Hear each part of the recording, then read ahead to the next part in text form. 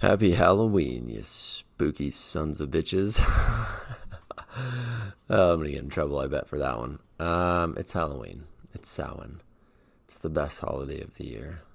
I want to know in the comments, what are you wearing as a costume, if you are in fact wearing a costume?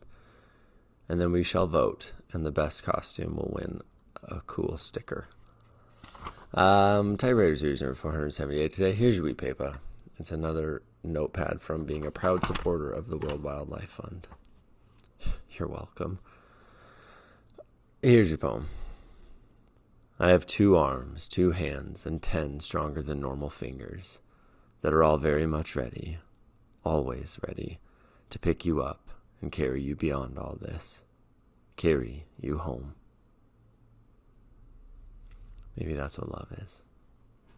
Love you a lot. Have a cool Halloween. I'll see you later.